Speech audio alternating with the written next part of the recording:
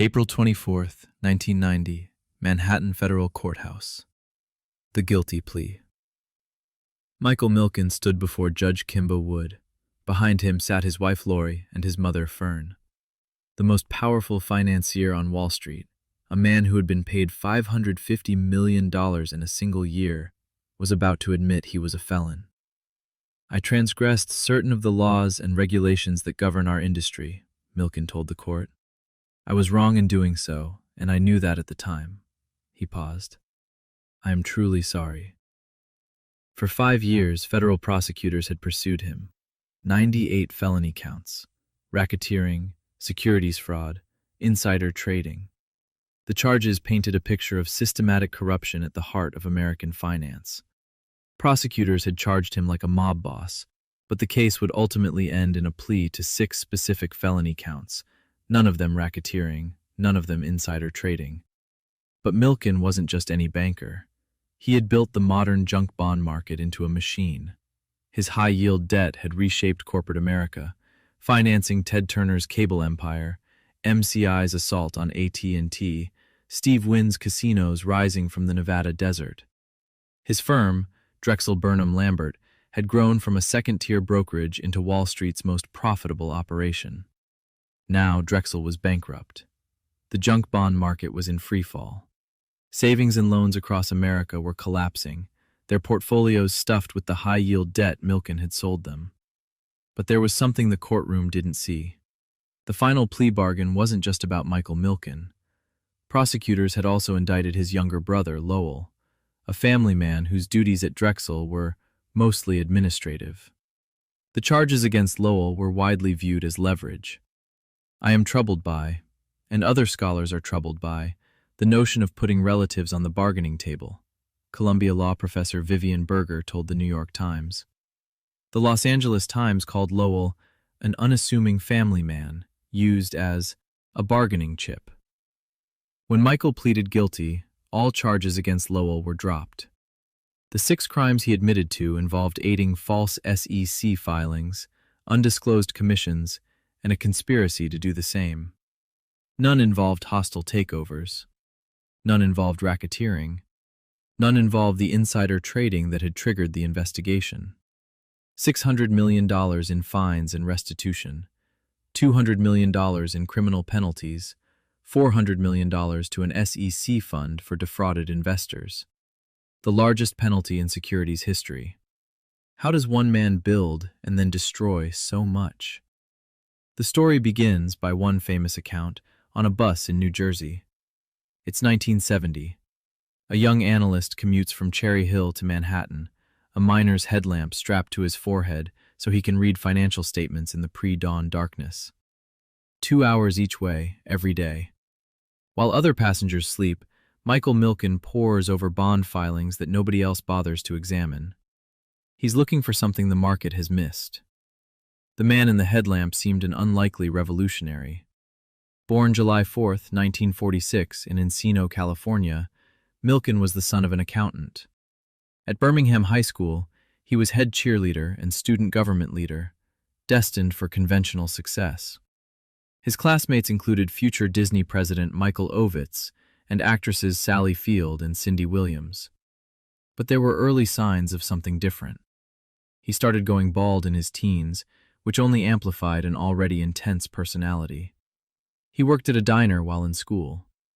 At Berkeley, he was a fraternity brother who invested money for classmates, absorbing all losses, keeping 50% of profits. "I don't know if I'm smarter than anyone else," he would later say, "but I can work 25% harder." At Berkeley, he discovered the research of W. Braddock Hickman, a former Federal Reserve economist. Hickman studied corporate bonds from 1900 to 1943 and found something counterintuitive. A diversified portfolio of low-rated junk bonds actually outperformed high-grade debt, if the list is large and held over a long period. The bond market had it wrong. It was pricing fear, not risk. In 1970, Milken submitted an op-ed to the New York Times. It was rejected. But the text revealed his ambition. Unlike other crusaders from Berkeley, I have chosen Wall Street as my battleground for improving society. He joined Drexel with a simple compensation formula: a base salary plus $1 for every $2 he made for them.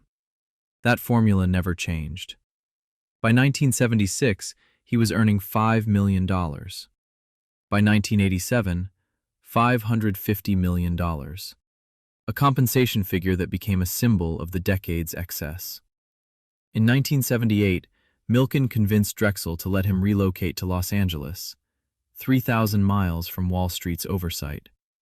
There, at 9560 Wilshire Boulevard, he constructed his command center, an X-shaped trading desk designed so he could look every trader in the eye.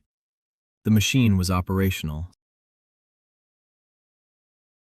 To create a market, Milken needed two things: companies willing to issue junk bonds and investors willing to buy them. He started with the buyers. Savings and loans were his first targets. Deregulation in the early 1980s had freed S&Ls from traditional home mortgages. Now they could invest in anything. But their old portfolios were bleeding, locked into low-rate mortgages while deposit rates climbed. They needed yield. Milken had yield. Two institutions became his anchors: Executive Life Insurance Company, run by Fred Carr, and Columbia Savings and Loan, run by Tom Spiegel. By 1990, Executive Life held $9 billion in high-yield debt, much of it issued through Drexel. According to one contemporary account, Executive Life was involved in 90% of Drexel's underwritings, some $40 billion in bonds from 1982 to 1987. Both would later fail spectacularly. But in the early 1980s, they were true believers. Their capital gave Milken something no other banker possessed: the ability to raise enormous sums almost instantaneously. With buyers secured, Milken went looking for companies hungry for capital. His clients weren't Fortune 500 corporations. They were entrepreneurs the traditional banking system had deemed too risky. MCI was struggling to compete with AT&T. Banks wouldn't touch them. Milken raised over $1 billion. Ted Turner wanted to create CNN. Bankers thought he was crazy. Milken financed him. John Malone needed capital for TCI. Steve Wynn wanted to transform Las Vegas. Craig McCaw was pioneering cellular telecommunications. All made pilgrimage to Beverly Hills.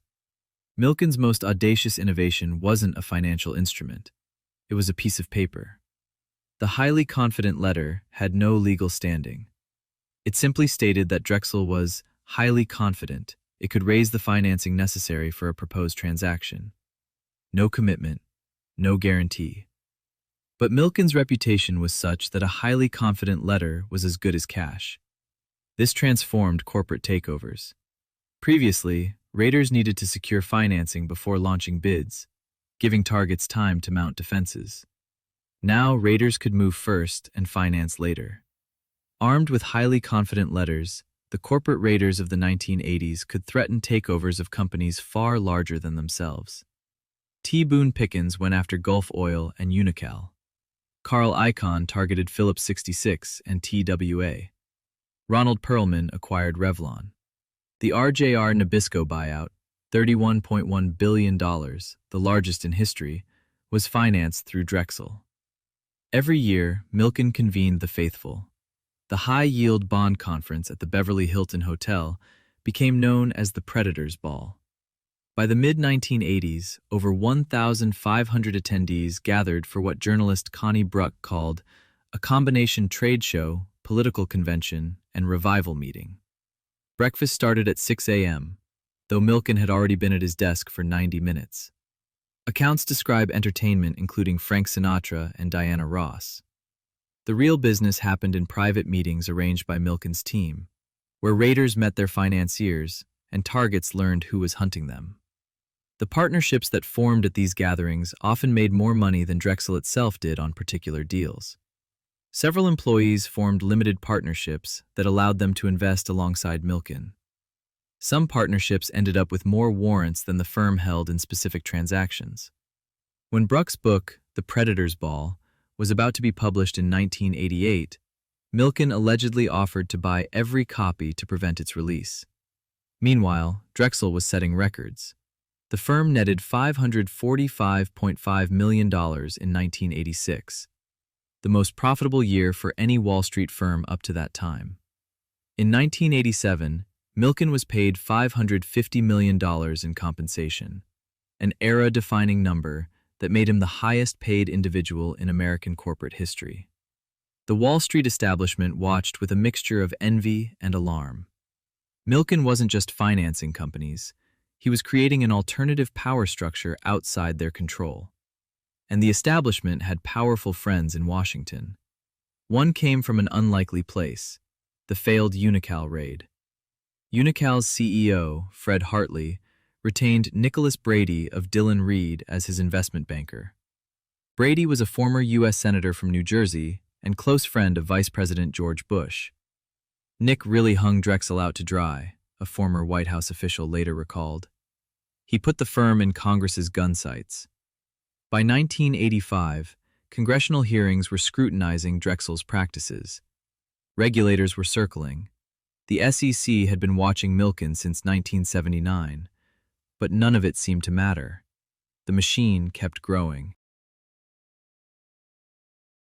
November 14th, 1986, Friday afternoon, the Beverly Hills trading floor. Taryn Pizer, a young trader who sat at Milken's left on the X-shaped desk, was watching his boss when the news crossed the wire. The words materialized on the stock quote machine like tiny ghosts from the dark innards. Ivan Boesky had confessed to insider trading, and he was cooperating with the government. Shouts broke out across the trading room, but at the center of the X, Milken stammered. He lost his train of thought and concentration and started going, Pizer later testified. Then Milken retreated into his brother Lowell's office. Everyone on the floor understood. Boesky and Milken had done business together. If Boesky was talking, what was he saying? In the weeks that followed, Milken's behavior changed. According to later testimony, he began communicating with subordinates in unusual ways, writing questions in pencil on a yellow legal pad, then erasing them. Some suspected he feared his own employees might be wearing wires. The paranoia wasn't unfounded. The government was building a case. Boesky wasn't the first domino. That was Dennis Levine, a Drexel managing director charged with insider trading 6 months earlier. Levine flipped on Boesky. Boesky flipped on Milken. Prosecutors called it climbing up the food chain. Each fish caught was persuaded to give up someone bigger until they reached the top. But Milken refused to cooperate with Drexel's internal investigation. He would speak only through his lawyers. For 2 years, he insisted he had done nothing wrong. Then came Princeton Newport, a case that would reveal just how far prosecutors were willing to go. On December 19, 1988, negotiations for a plea deal between Drexel and the government collapsed. Giuliani's demands were too draconian even for executives who wanted to settle.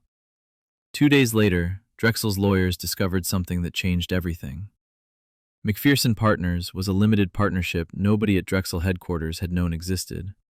It had acquired warrants for Storer Broadcasting stock during a leveraged buyout where Drexel was lead underwriter. The limited partners included Milken, Drexel executives, and, most damaging, several managers of money market funds who had worked with Milken, as well as some of Milken's own children. The money managers appeared to have bought the warrants for themselves, never offering the opportunity to the funds they managed. At best, this was a serious breach of Drexel's internal regulations. At worst, the warrants could be construed as bribes. Several money managers were eventually convicted on bribery charges. The discovery of McPherson Partners devastated Milken's credibility with Drexel's board, including executives who had believed in his innocence. Minutes before a grand jury finished voting on an indictment, Drexel reached an agreement. 6 felony counts, $650 million in fines. In March 1989, Michael Milken, Lowell Milken, and trader Bruce Newberg were indicted on 98 counts. December 17, 1987, Princeton, New Jersey, 33 Witherspoon Street. 50 armed federal agents wearing bulletproof vests pushed through the glass doors of Princeton Newport Partners. They presented a search warrant to the startled receptionist. Jay Regan, the firm's managing partner, first thought it was college buddies playing a prank. It wasn't. The agents swarmed through the offices as terrified employees froze at their desks. No one was allowed to leave. They pulled open filing cabinets and desks, emptying contents into cardboard boxes. By the end, they had carted off more than 300 boxes of documents and, most importantly, all the tape recordings they could find. Princeton Newport was an unusual target. The firm was a pioneering quantitative hedge fund founded by mathematician Ed Thorpe, the man who had literally written the book on beating blackjack. The fund used computer models to identify mispricings in the market. It had dealings with Milken's department at Drexel. Now, its executives were being charged under RICO, the Racketeer Influenced and Corrupt Organizations Act, a law written in 1970 to prosecute drug dealers and the mafia. "This is outrageous," said defense attorney Jack Arsenault. "It's like using a howitzer to go rabbit hunting."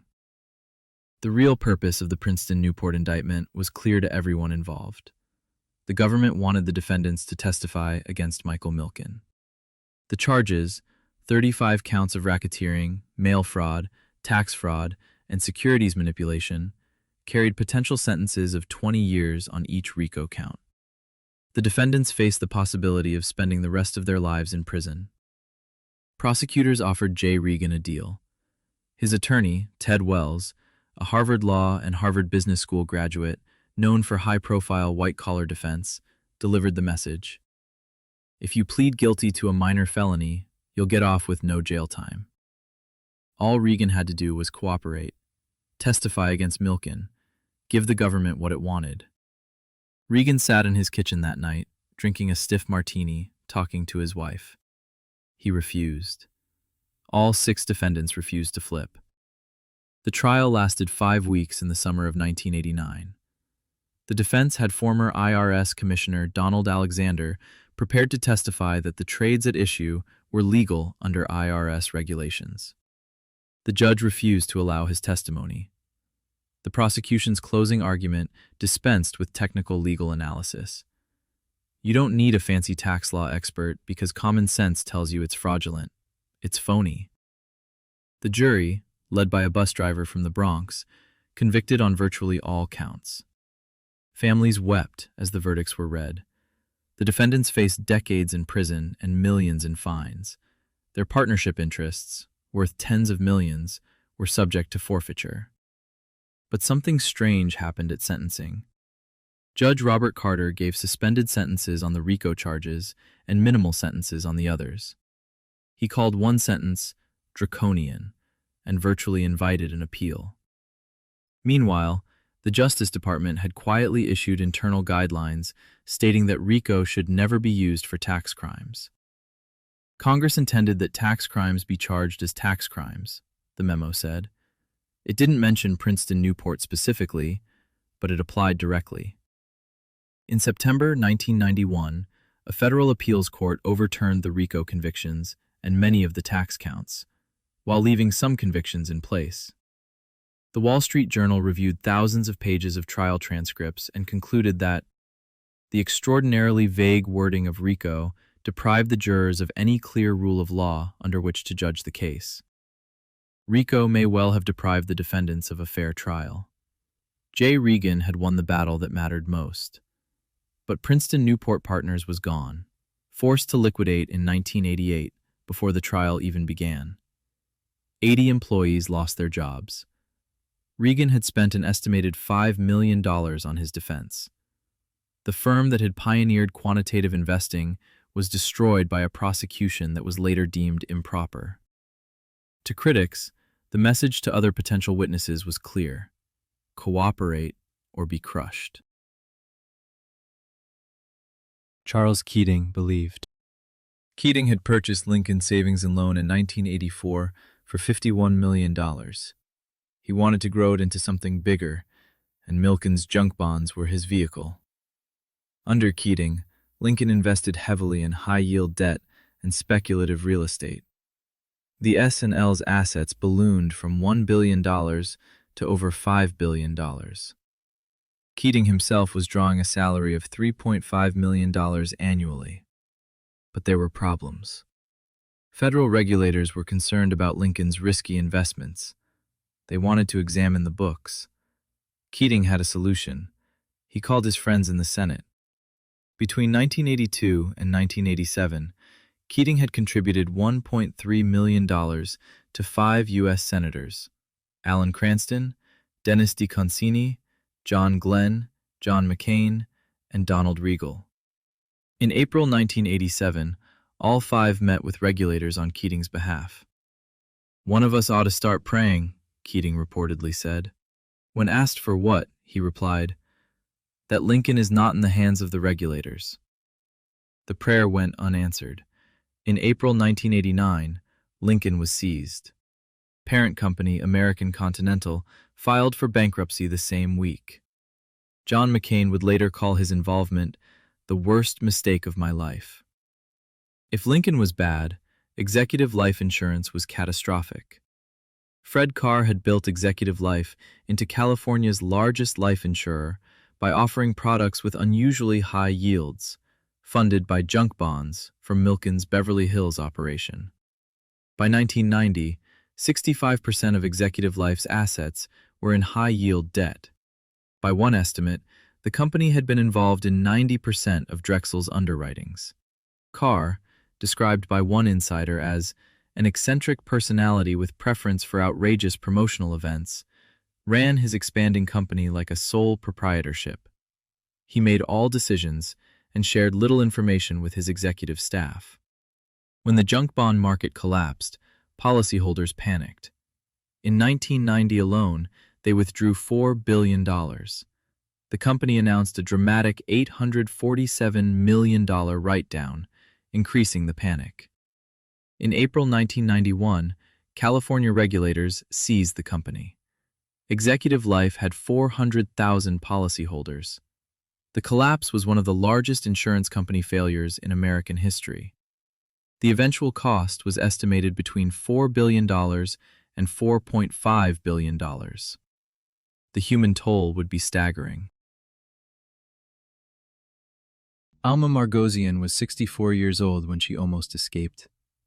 In January 1991, sensing trouble, she withdrew her $25,000 nest egg from an Executive Life annuity.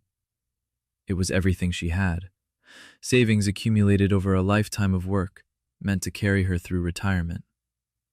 Before she could cash the check, the phone call started. Executive Life employees contacted her repeatedly over the following week.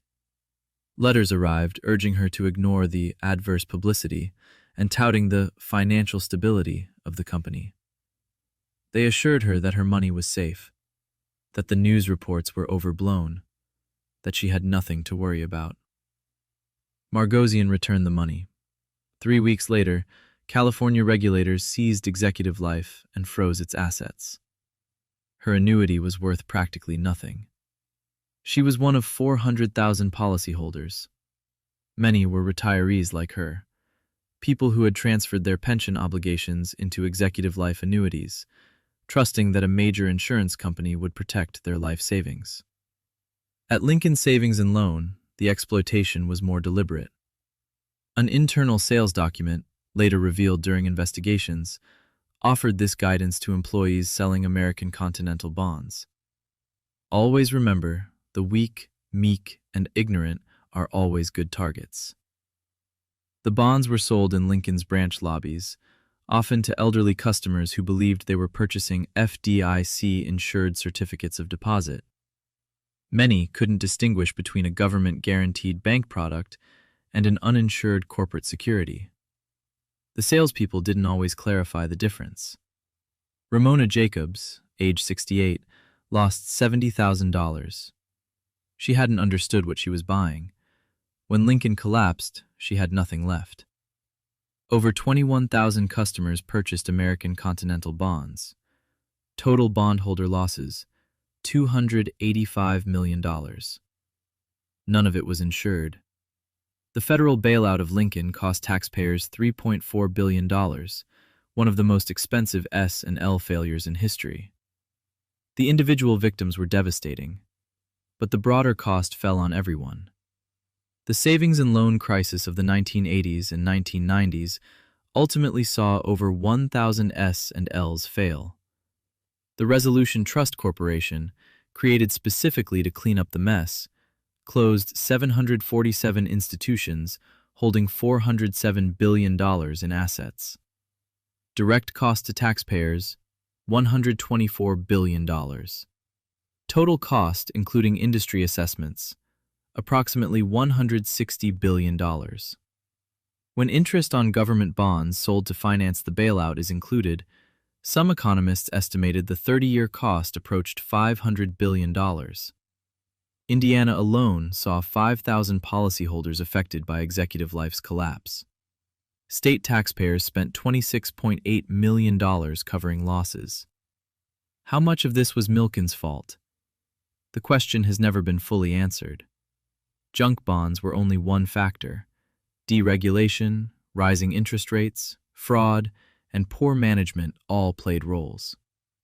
Some economists argue that junk bonds played a trivial role in the overall disaster. But the perception stuck. In the public imagination, Milken's high-yield bonds had enabled the gambling that destroyed the thrift industry. The elderly depositors who lost their savings didn't care about the academic debate. They just knew their money was gone. February 12, 1990, 1 o'clock in the morning, Fred Joseph, Drexel's CEO, was on a conference call with Gerald Corrigan, president of the New York Federal Reserve, and Richard Breeden, chairman of the SEC. The topic, Drexel's survival. The firm was hemorrhaging cash. Clients had fled. The junk bond market had frozen. Drexel couldn't roll over its commercial paper. The firm that had netted $545.5 million in 1986 was now losing almost $100 million per month. Joseph asked for help. Corrigan's response was blunt. "We see no daylight here." Treasury Secretary Nicholas Brady, the same Brady who had been Unical's investment banker, who had helped put Drexel in Congress's gun sights, refused intervention. Some Drexel employees believed Brady wanted revenge. At 5 a.m., Joseph faced shell-shocked employees at 60 Broad Street. Security guards searched bags at the exits. 3 women emerged carrying cardboard boxes. A photographer captured the moment, the defining image of the era's end. Employees owned 54% of Drexel's stock. Overnight, worthless.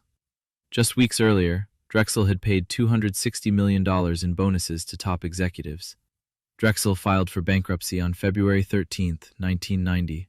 One of the first major Wall Street firms forced into bankruptcy since the Great Depression. 5,000 people lost their jobs. Drexel Burnham Lambert was dead, but its people were not. In the months following the bankruptcy, former Drexel employees scattered across Wall Street, carrying with them the skills, relationships, and, critics would say, the aggressive culture that had defined the firm. Leon Black, who had run Drexel's mergers and acquisitions department, founded Apollo Global Management in 1990. The private equity firm would grow to manage over $500 billion in assets, becoming one of the most powerful players in American finance. Apollo's leveraged buyout strategies bore unmistakable traces of Drexel's DNA. Other Drexel alumni landed at Jefferies, transforming a small regional brokerage into a major investment bank. Still others founded hedge funds, joined trading desks, or built new firms from scratch. The Drexel diaspora became a force that reshaped Wall Street for decades.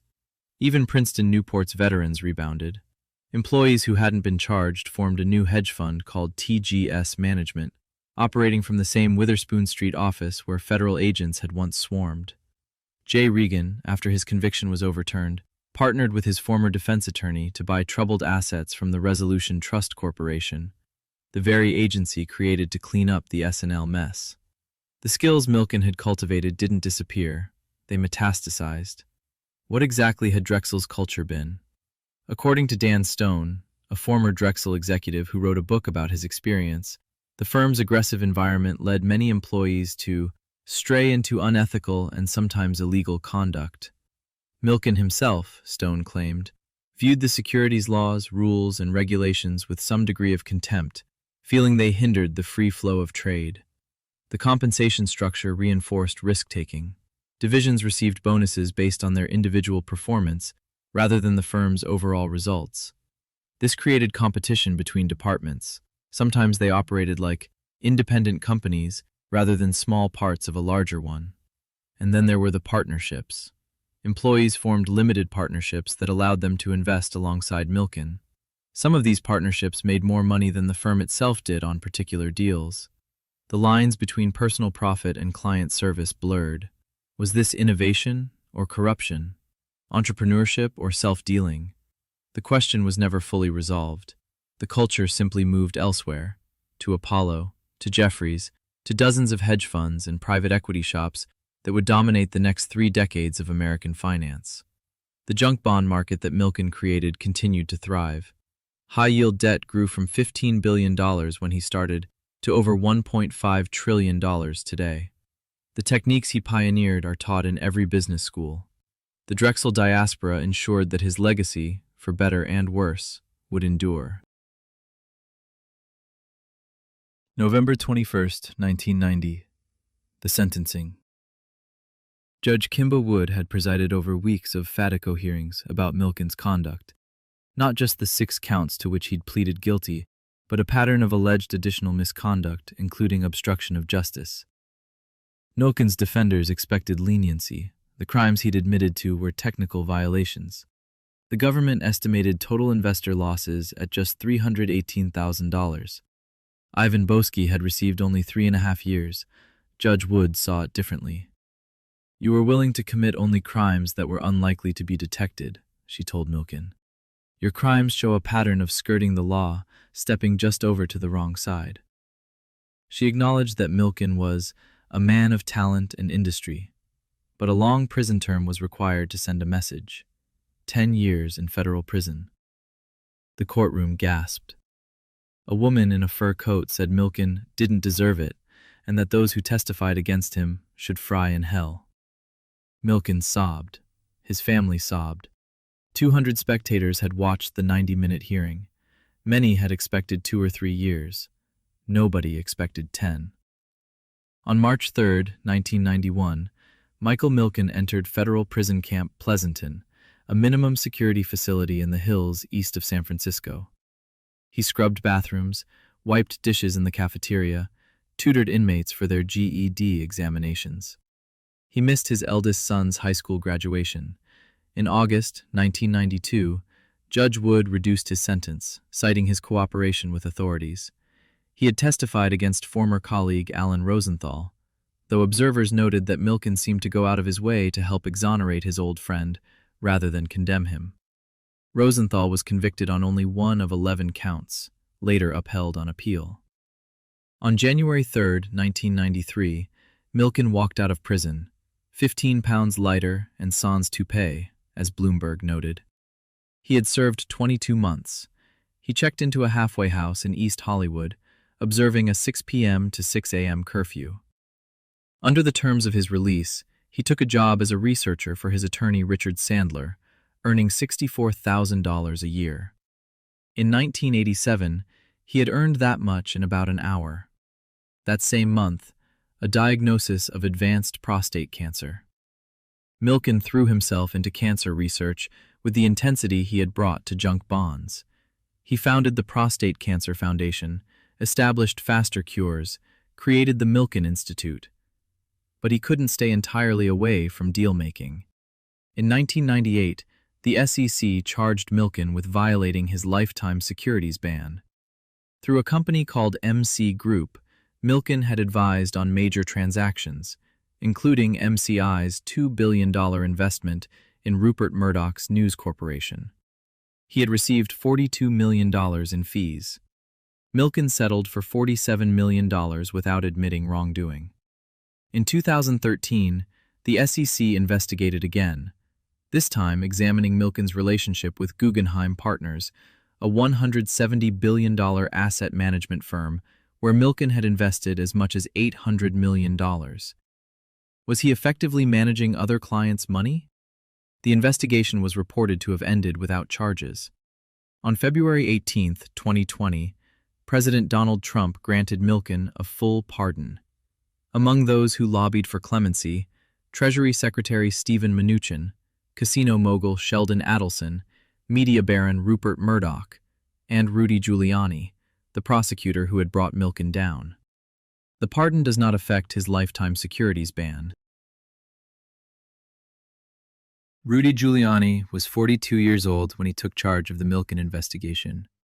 As U.S. Attorney for the Southern District of New York, he had already made his reputation prosecuting organized crime. Now he turned those same tactics on Wall Street. The perp walk became his signature. Suspects were paraded before waiting cameras. Photographers and television crews often seemed to be waiting as they were led from their offices in handcuffs. The images dominated the evening news. Wall Street criminals would be treated like common thugs. Many of those who received this treatment were never convicted. Some were never even charged. The arrests were made on evidence that wouldn't stand up in court, but the humiliation was permanent. Giuliani's other weapon was RICO. The Racketeer Influenced and Corrupt Organizations Act had been written for mobsters, designed to prosecute patterns of criminal behavior rather than individual acts. Show a pattern of at least 2 suspicious acts centered on an enterprise, and prosecutors could seek massive forfeitures and decades-long sentences. The genius, or abuse, was in how broadly pattern could be interpreted. Anyone using the mail, telephone, or fax more than twice could theoretically be engaged in a pattern of mail fraud or wire fraud. The threat of RICO charges could destroy a company before trial even began. Princeton Newport Partners learned this firsthand. The firm was forced to liquidate in 1988, not because it was convicted, but because the mere threat of RICO made normal business impossible. Assets could be frozen, clients fled. The verdict, when it came, was almost irrelevant. The convictions were later overturned on appeal, but Princeton Newport was already dead. Giuliani left the U.S. Attorney's Office in January 1989, before the Milken case was resolved, to launch his first campaign for mayor of New York City. He lost that race, but he ran again in 1993 and won, serving 2 terms that transformed his national profile. His handling of the September 11th attacks made him America's mayor. He later became a presidential candidate, a corporate consultant, and ultimately personal attorney to President Donald Trump. In February 2020, Giuliani was among those who lobbied Trump to pardon Michael Milken. The prosecutor who had pursued Milken with RICO threats and perp walks was now advocating for his clemency.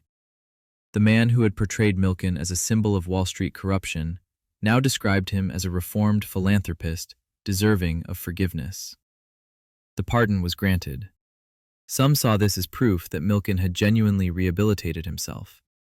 Others saw it as evidence that, with enough money and connections, any crime could eventually be forgiven. The victims of Lincoln Savings and Loan and Executive Life Insurance were not consulted. 3 decades after his guilty plea, Michael Milken remains one of the most controversial figures in financial history. The debate over his legacy has never been resolved. His defenders point to undeniable achievements. The high-yield bond market he created democratized corporate finance, allowing entrepreneurs without pedigree access to capital that had previously been reserved for blue-chip corporations. Companies like MCI, Turner Broadcasting, and McCaw Communications might never have existed without junk bond financing. Millions of jobs were created, entire industries were born. The methodology he pioneered, using data and historical analysis to price credit risk, is now standard practice. The junk bond market grew from $15 billion when he started to over $1.5 trillion today. The Drexel diaspora now runs some of Wall Street's most powerful institutions: Apollo Global Management, Jefferies, and dozens of hedge funds. His critics point to equally undeniable damage. The S&L crisis cost taxpayers over $120 billion directly. Thousands of bondholders lost their savings when institutions like Lincoln and Executive Life collapsed. Workers lost their jobs when leveraged buyouts dismembered their companies to service debt. The culture of excess that Milken embodied, $550 million in annual compensation while ordinary Americans struggled, became a symbol of a decade's dysfunction. And then there were the crimes. Whatever their technical nature, Milken pleaded guilty to 6 felonies. He acknowledged breaking the law. He acknowledged knowing he was breaking the law while he did it. The Milken case also raised troubling questions about prosecutorial tactics. The indictment of Lowell Milken as leverage. The RICO charges against Princeton Newport partners, later overturned on appeal after the firm was destroyed. The aggressive perp walks, parading suspects before cameras, that became a Giuliani trademark. Many who got this treatment were never charged, let alone convicted. The aggressive tactics had consequences beyond immediate targets. When Drexel was threatened with a RICO indictment, the firm's board calculated that the threat alone could destroy them within a month. They settled rather than face asset freezes. Legal scholar Vivian Berger called the use of family members as bargaining chips ethically troubling. The Wall Street Journal, reviewing the Princeton Newport trial transcript, concluded that the extraordinarily vague wording of RICO deprived the jurors of any clear rule of law. The Justice Department itself issued guidelines limiting RICO's use in such cases, while the Princeton Newport trial was still ongoing. Yet Milken did plead guilty. He did acknowledge wrongdoing. His own words, "I was wrong in doing so, and I knew that at the time," undermined claims of innocence. The truth, as with most things involving Michael Milken, was complicated. On May 18, 1986, Ivan Boesky stood before a graduating class at UC Berkeley's Haas School of Business. "I think greed is healthy. You can be greedy and still feel good about yourself."